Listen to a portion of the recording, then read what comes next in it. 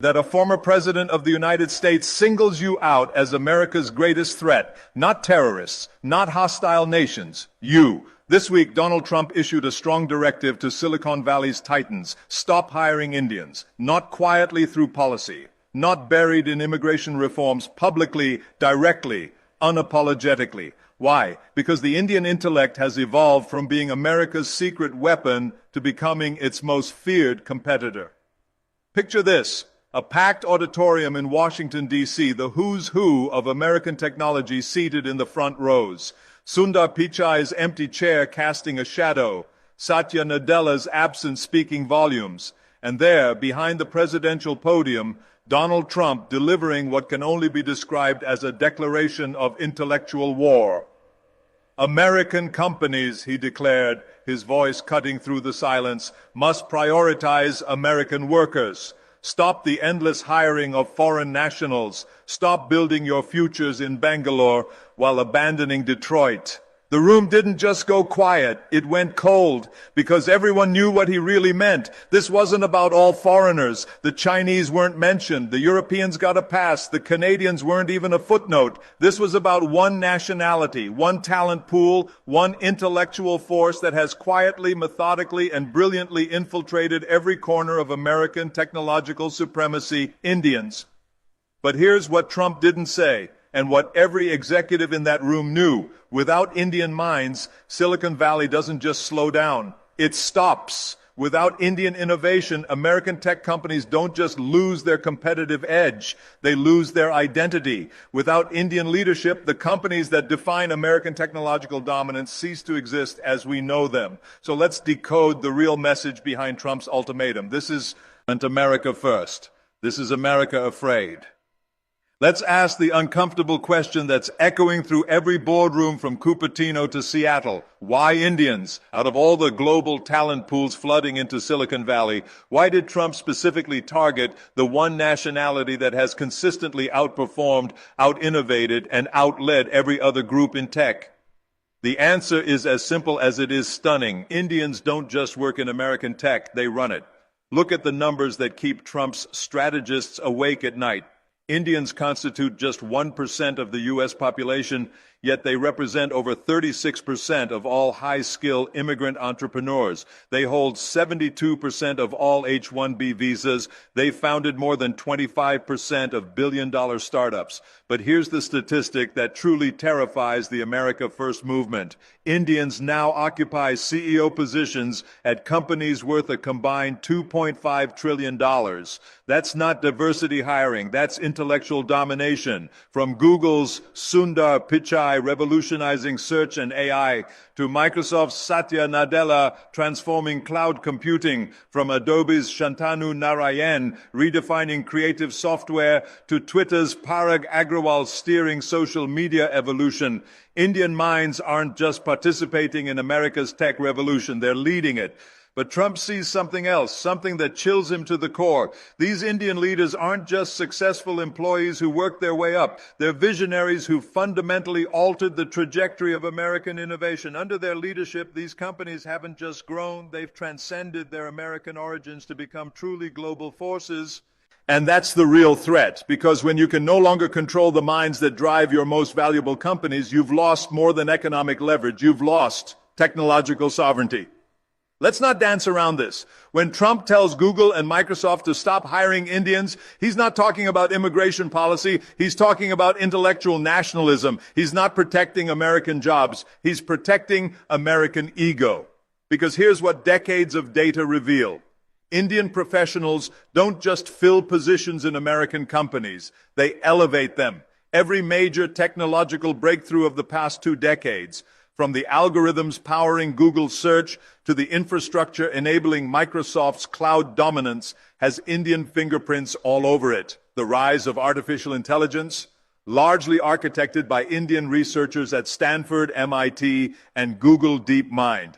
The smartphone revolution, Indian engineers designed the chips, coded the software, and optimized the user experience. The cloud computing boom that reshaped entire industries. Indian minds built the architecture, scaled the systems, and solved the impossible problems. This isn't about cheap labor anymore. This is about intellectual capital that has become irreplaceable. And Trump knows it. His advisors know it. Every American tech executive knows it. But here's the twist that makes this story even more fascinating. Trump's fear isn't just about Indian success in America, it's about India's independence from America. For decades, the equation was simple. India produced talent, America consumed it. Indian engineers would dream of Silicon Valley, work toward H-1B visas, and build their careers serving American technological ambitions.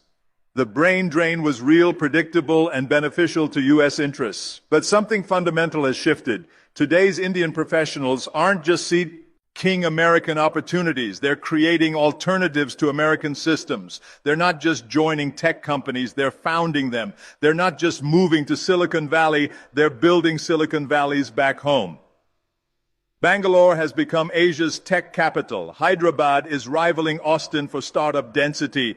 Pune is emerging as a global AI research hub. Indian unicorns are solving problems that American companies haven't even identified yet.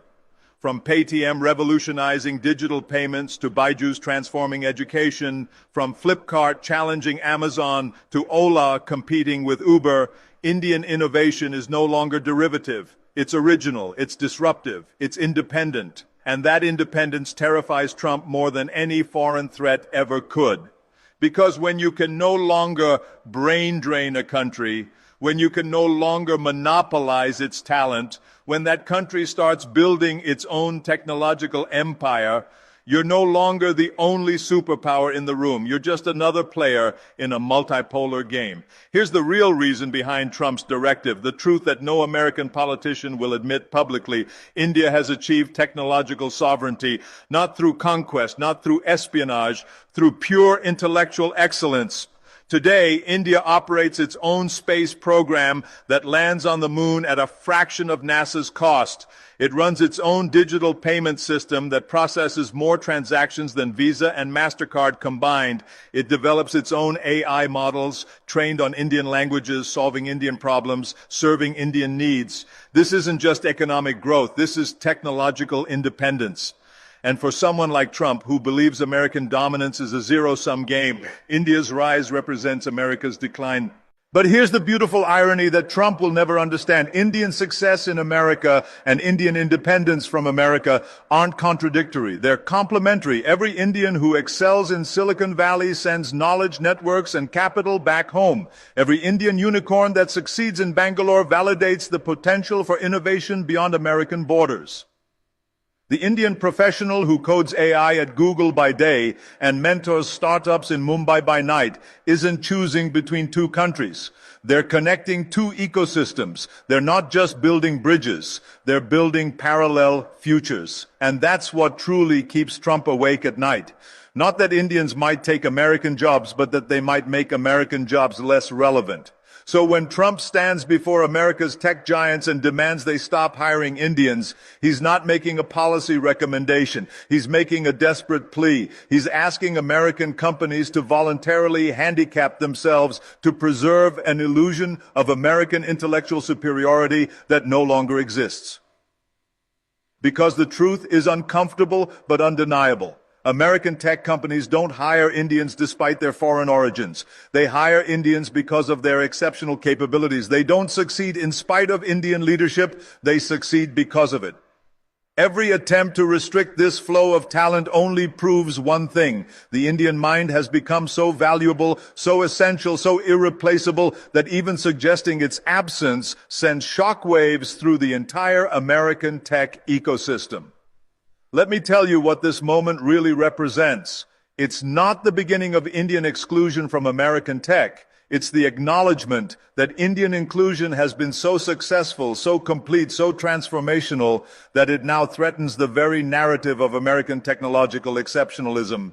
When the world's most powerful country tells its most valuable companies to stop hiring from a specific nationality, it's not because that nationality lacks talent, it's because they have too much of it. Trump's warning to Google and Microsoft wasn't a policy statement, it was a confession, a public admission that American technological leadership now depends on Indian intellectual capital to such an extent that imagining Silicon Valley without Indian minds is like imagining Hollywood without cameras. But here's the plot twist that makes this story truly remarkable. It's already too late. The horse has left the stable. The cat is out of the bag. The Indian mind has already reshaped American technology so fundamentally that any attempt to reverse it would be like trying to uninvent the internet. Google's search algorithms refined by Indian mathematicians. Microsoft's cloud infrastructure architected by Indian engineers. Apple's chip designs optimized by Indian developers. Amazon's logistics networks, managed by Indian operations experts. Tesla's autonomous driving systems, powered by Indian AI researchers. You can't separate Indian intelligence from American innovation anymore. They've become inseparable. They've become one. And that's the final irony. In trying to exclude Indian talent, Trump is essentially asking American companies to exclude the very minds that made them globally dominant. He's asking them to voluntarily surrender the competitive advantages that define their market positions. It's like asking Michael Jordan to play basketball without his hands, or asking Einstein to do physics without mathematics. The request isn't just impractical, it's self-defeating. So here's what this moment teaches us about the future. When a superpower starts fearing your talent instead of celebrating it, when it starts restricting your opportunities instead of creating them, when it starts seeing you as a threat instead of an asset, that's not a sign of your weakness. That's confirmation of your strength.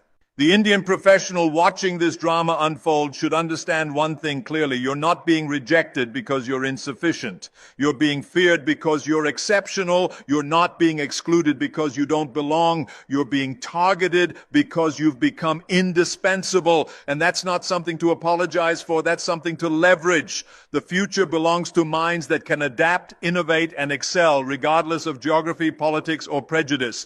The future belongs to talent that creates value wherever it goes and builds bridges wherever it lands. The future belongs to the Indian intellect that has proven its worth, not through rhetoric or politics, but through results. Trump's fear of Indian talent isn't India's problem to solve. It's America's competitive disadvantage to manage. Because while some are busy building walls, others are busy building the future. And the future, as it turns out, speaks fluent Hindi, codes in Python, and dreams in binary. The Indian century isn't coming. It's already here, whether Trump likes it or not. If this resonates with you, if you felt the power of Indian innovation firsthand, if you believe that excellence knows no borders, let the world know in the comments. Share your story, share your vision, because the world needs to hear not just about Indian talent, but from Indian talent. The conversation has changed. It's no longer about getting a seat at the table. It's about deciding who gets to sit at your table. Welcome to the new reality. Welcome to the Indian era of global technology.